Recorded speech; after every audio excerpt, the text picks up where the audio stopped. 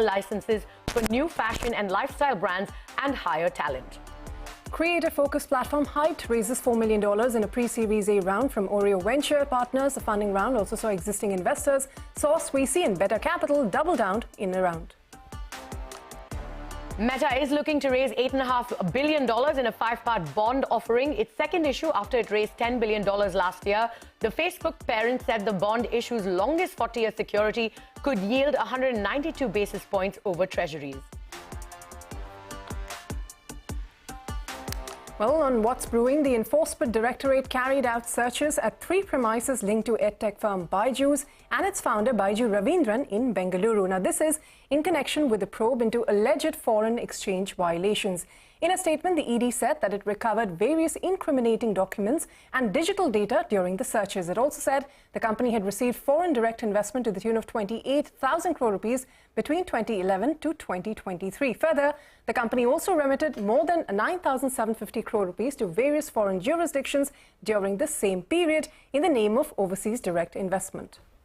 And shortly after the ED search, Byju's CEO Baiju Ravindran sent an email to all employees assuring them that the company was working together with the authorities. A day later, Byju's top boss said, and I quote, "The company has taken all efforts to fully comply with all applicable foreign exchange laws." He added, "All our cross-border transactions have been duly vetted by both its professional advisors and counsel of the investment funds and other sophisticated counterparties." End of quote. Well, it has been 2 years of the Startup India Seed Fund scheme being launched by the government. The mandate is to provide financial assistance to early-stage startups to be able to grow their business. And that's not all. The scheme, that is under the Department for Promotion of Industry and Internal Trade, provides mentorship in how to pitch ideas, reach out to social media and engaging proper brand exercises through their portal. Abhimanyu Sharma caught up with DPIIT's Joint Secretary Marmeet Nanda to find out what the progress has been under this scheme. With the Startup India Seed Scheme, we realized that the maximum number of fund that is required for an early startup is in their nascent stage, and I think that's why the scheme mandate was there. 2 years and has been very successful. 1,000 plus startups onboarded, about 165 incubators that have been brought up, and I think many success stories. We managed to reach many districts far-flung right up to the last mile. Many about startups that are showing very successful results coming up from northeast hilly states. 50% such startups are women-led. 65% of these startups that have benefited are from Tier 2 and Tier 3 cities. The uniqueness of the Indian startup ecosystem heralded by DPIIT lies in its strength that it gives in terms of mentoring and hand-holding of the startups through various stages, bringing them one-to-one interactions with experts, shadowing possibilities with unicorns, trying to teach them ways on how they can manage their business. This entire framework has been very well visioned by DPIIT. Moving on, founded in 2013, omni-channel lifestyle startup, the Soul Store is about to turn 10, so we decided to do a quick check-in. I'm at the Soul Store in Malad in Mumbai. Now remember, the venture recently raised 135 crore rupees in a strategic round of funding led by Exponentia Capital and also saw participation from its investors, Elevation Capital and RPSG Capital. The venture now hopes to open 200 stores, offline stores of course, and reach a revenue target of 1,500 crore rupees all in 3 years. To talk to me about the road ahead, joining me now is Vedang Patel, the co-founder and CEO. Vedang, welcome to Startup Street. First, let me start by congratulating you on completing almost 10 years now. Tell me, what was the idea behind the name, the idea behind the logo, and of course, then if you could talk to us about your casual wear offerings, how they are unique and what sets them apart from competition. Yeah, 10 years has been a long journey. You know, I was 23 when I started it with my co-founders Aditya, Harsh and Rohan. But the reason behind the name was to do what you like and follow your soul. Okay. We were kids. We still believe in that now. We have this very strong thesis in our culture that you should really enjoy what you do. Otherwise, every Sunday, you're just dreading your Monday, and there are too many Mondays, you know, to go on hating. Yeah. That's the reason we started it. What's so unique about us, I think being in this mall, you will notice there are a lot of big brands around us with very big stores. Yeah. And I had my aha moment one Saturday when I came here to this very store. And I saw we had this was packed. We had 20, 30 people in the store. And everyone else had barely one or two. And I realized, because most brands compete with themselves selling the basic black and blue and green, and then when you go around here, our USP is design. We not only bring out the pop culture element, which is like a Batman, Superman, Minions, but we also make it fun and wearable to the Indian audience, and that's actually what we're creative about. Talk to me about your best-selling products or your best-selling categories and the average amount of orders that you're seeing monthly. What is the GMV? Well, you know, when we first started with just t-shirts. It used to be more than 90% of our sales. Today, we have not just men's t-shirts, but women's t-shirts, dresses, joggers. We launched sneakers, shorts, activewear. So now, yeah, I would say men's t-shirts is now less than 25% from the 100% that it used to be. Okay. So I can't pick a favorite right now.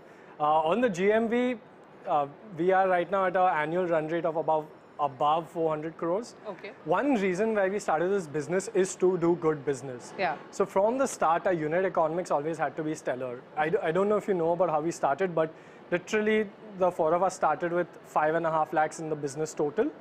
And we grew to about a 30-40 crore run rate before we raised our first ever capital. So we know how to run profitable, you know, cash positive businesses, and that's how we want to continue doing it. A lot of people ask me, what's the #1 factor in growing a brand? And actually it's time. Consistency over time is what will grow a brand. You know, people and investors will compare you to Levi's or Uniqlo, but Levi's is twice as old as the country. Yeah. And Uniqlo is just started after like World War II. So I think it's time helps grow a brand. In the meanwhile, just do good business while you do it, and the growth will come. Clearly, your investors are going to be happy. And speaking of investments, you recently raised 135 crore rupees. You know, I believe the idea is to grow your existing categories and also enter into new lifestyle products and spaces. Tell me, what are the new areas, the new categories and products you're looking at? What's in the pipeline? In the pipeline, we are launching a new sneaker every Friday. We have kids wear, which is now blowing up a lot because everything we do is actually relatable to kids as well, and we want to go international. But what we've also realized with launching perfumes, people like our products and they like the brand, and we can continue double downing on this whole lifestyle experience. You also plan to increase your offline presence and do destination stores. So if you could elaborate on that, and also about the fact that you plan to put, what, 200 stores in the next 3 years? You know, it's very funny how we started our first store. My co-founder Aditya and I, we were looking at the price of a billboard in Myntra, and they were really expensive. It was a few lakh rupees, and then we realized that's the rent of a store and there's a permanent billboard there. So better to rent out a store, At least you'll get customer feedback if nothing, right? But the store did so well. In the usual apparel business, you hope to make profit from your 3rd to 4th month and recover the capex in 1 or 2 years. We were profitable since day 1 and we recovered capex in about 2 to 3 months. So we were like, wow, people really like this, and the offline model works for us. And then we've just been opening stores ever since. We made money even during the pandemic at our stores. All our stores have been profitable since day 1, and all of them have recovered capex. You're also planning to offer 100% ESOP buyback, you know. So can you give us a sense of the size of the ESOP buyback, and also what's the idea behind, you know, complete buyback? Well, the ESOP buyback is in many crores, but the reason for this is, when you give ESOPs in most companies, people think that it's just paper and it has no value. And the moment we start offering a buyback, there is now value attached to it. On top of that, you can see the value of your share grow as the business grows. So all of a sudden, we want to align the team for the long term versus just that salary and that KPI. And I think this just makes everyone's incentives in the same direction. All right, you also, like I mentioned earlier in the interview, you have a target of 1,500 crore rupees in revenue in the next 3 years. You said your stores are all profitable. So I understand what makes you bullish, but I also want to know, are there plans to grow global? You said that. So any markets that you're eyeing, if you can talk to us about that, and how soon? The plan for 1,500 crores, if I'm going to be arrogant, isn't even that ambitious in 3 years. We want to go way more than that. Maybe it will take more time, but much more than that.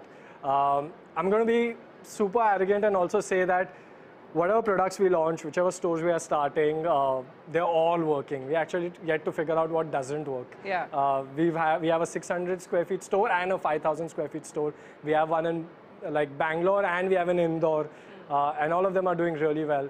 So we are yet to figure out what doesn't work, but we think that as long as we continue to show the excellence in our products, good design, great quality, there's nothing stopping us. And internationally, like you can see, there's a Batman, Garfield, Superman, Marvel, Minions. All of this is relatable internationally.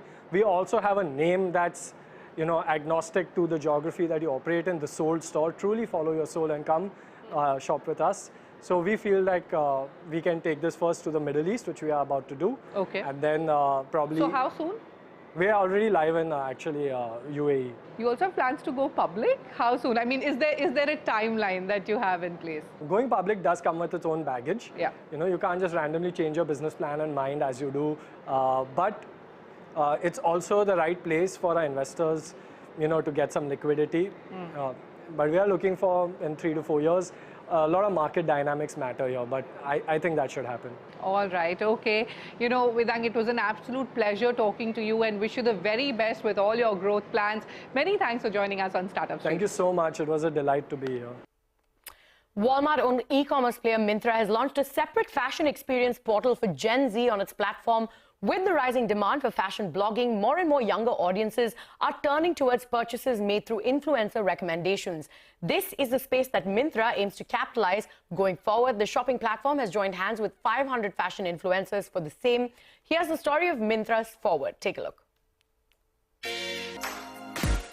Myntra is aggressively tweaking its assortment to woo those born between 1997 and early 2012. With the launch of its new fashion discovery portal, Forward. As per a Bain & Company report, this large group makes up 1 of 3 online shoppers in India currently and is better known as Gen Z. We've been working on this for a few quarters, and the inspiration behind Forward came from the fact that today almost 52% of the online shopping population is millennials and Gen Z consumers, right? And almost 30% of the online shoppers are actually Gen Zs. Gen Z consumers are spending 8 hours online. Their inspiration for fashion, their discovery for fashion, all of it is happening online. They are very, very aware of what's happening globally. So if you look at trends which are, oversized t-shirts or hypergraphics or vacay chill or bohemian, all of these are trends which are actually happening globally and are being very, very quickly being adopted by Indian consumers. What we realized as we were looking at this population was that we have to create a very, very differentiated shopping experience for them. The Forward shopping experience is one of its kind, first in India, interactive, immersive Gen Z shopping experience. Myntra Forward will be an app-in-app and be visible on the homepage, along with simplified trend spotting to shopping, photo search and daily drops, among other features. A research from Kantar showed that almost 44% of Gen Zers made a purchase decision based on an influencer recommendation. To capitalize on this trend, Myntra has partnered with over 500 fashion influencers to offer content to convert purchases. Video on demand, which is our format of short form video, which is used extensively by Gen Z for inspiration, is something that will be introduced. Photo search, which is a very important part of the Myntra shopping experience, will have a very new rendition for Gen Z in the form of a very seamless trend spotting photo, like you take a screenshot on social media and quickly search for it on Myntra. So that will be a very, very new rendition. And finally, not only trends that they see on social media, but also trends that they see celebs wearing. So celeb style files, trend files, and partnering with, influencers and photographers like Viral Bhayani, etc. is something which is part of the offering. Forward initially will offer over 65,000 style options from over 500 brands. Myntra's private label brands like Roadster, Sangria will also be part of Forward. We collaborated with brands and sellers who are very agile to Gen Z trends, and these brands are ranging from global brands like H&M, Trendyol, etc. Some of the online first brands like Sasafaras, Tokyo Talkies, but also some very specific Gen Z brands like Freakins, like Hershey in a Box, etc. Today we have, like I said, 65,000 styles on the platform, 500 plus brands. The idea is to take this to 1 lakh plus styles by the end of the year, but also introduce close to 6,000 to 8,000 styles every month. Myntra added 8.6 million Gen Z customers in 2022 and is now looking to add another 10 million in the next 2 years with Forward. I think a large part of consumer addition is happening by the Gen Z consumers. So today we have almost 8.5 million Gen Z consumers on the platform. But over the next 2 years, we will add another 10 million consumers from the Gen Z cohort. And this cohort will, over a period of time, have a higher share of wallet that they will spend online, and their wallet size itself will increase. And therefore, over the next few years, you will see growth coming in. From a large part of the growth will start coming in from the Gen Z consumers that we acquired today. 20% of the world's Gen Z live in India with a purchasing power of about $360 billion as per market estimates. Investors are keen to pump money into Gen Z e-commerce. As per reports, Newme, that's being touted as the Sheen of India, is said to be in the final stages of closing a funding deal with Fireside Ventures. Last year, Vergio, which was founded by former Myntra CEO Amar Nagaram, backed $35 million within months of its launch. This is Ishwarya Anand for CNBC-TV18. Well, we have to take a short break on that note, but don't go anywhere. On the other side, new age SaaS platform LeadSquared turned a unicorn last year. We put the firm's founder on the hot seat to talk about their growth story and the road to profitability.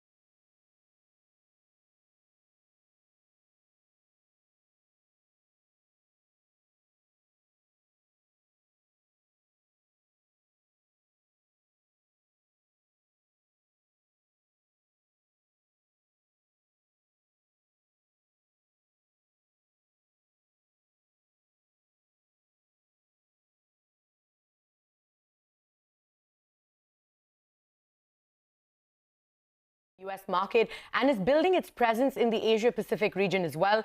LeadSquared provides end-to-end sales, marketing and onboarding automation solutions. We put the company's co-founder Nilesh Patel on the hot seat to find out more about the company's growth plans and the road to profitability.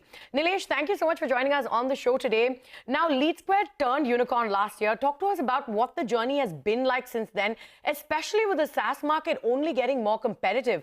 Talk to us about your growth. How are you building in India for the world? So I think the market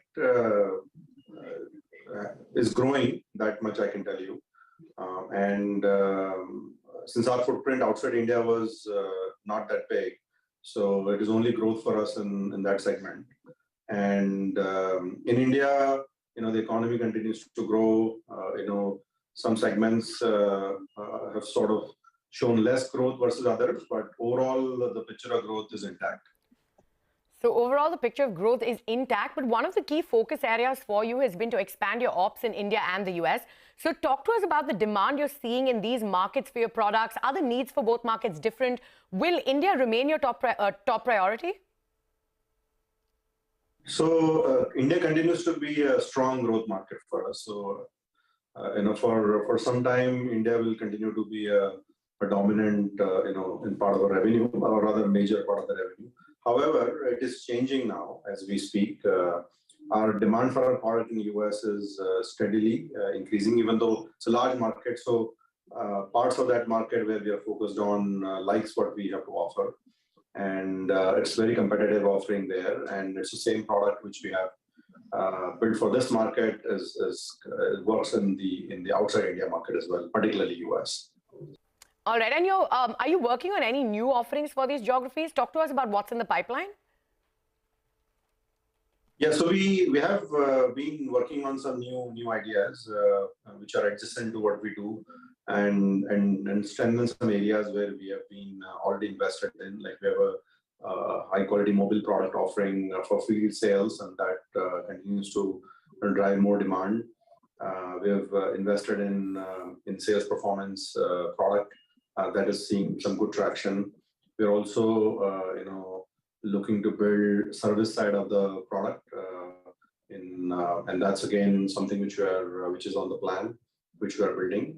And then as we expand our product and our business, one of the areas where we are proactive about is basically making our product more relevant to the verticals we serve. And in that area, we're making a product expansion in those areas to be more relevant to those verticals. All right, and let's talk numbers then. In FY22, your revenues doubled, but you also saw your losses widen. When do you hope to hit profitability? What are the revenue targets for this year? So the goals for us is going to be high double-digit growth. We continue to be bullish there.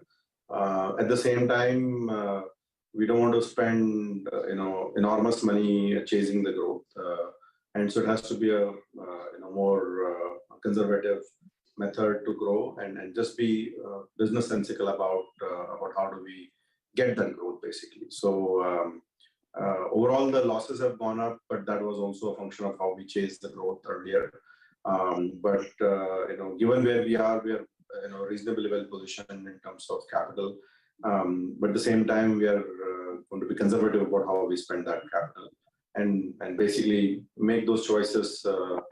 Let's just say, without being too much growth chaser in terms of mindless spending, any of that sort. So, and traditionally we have been a conservative company in some way, as a company. So we did not spend too much in the past also. So we should continue to do that in the future. All right, and when do you hope to hit profitability? What's that looking like right now? I think a good, given the growth ambitions we have, we should be in a good shape in 18 to 24 months. And talk to us about the kinds of clients you're servicing and how you plan to grow this side of things further. So we've been, our growth in education has been steady. We've continued to serve that market, not only in India, outside India as well, in the US and other countries.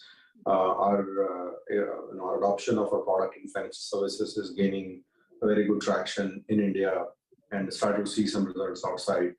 And our healthcare is another area where our product is getting traction. Outside of that, classic consumer companies, consumer tech companies are finding our product to be relevant in few areas there as well.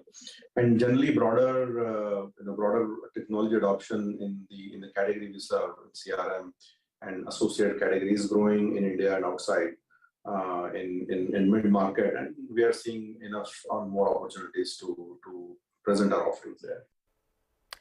All right, Nilesh, thank you so much for joining us on Startup Street today. All right, on that note, we've completely run out of time, so it's a wrap on this edition of Startup Street. Thank you for watching. It's a goodbye from all of us.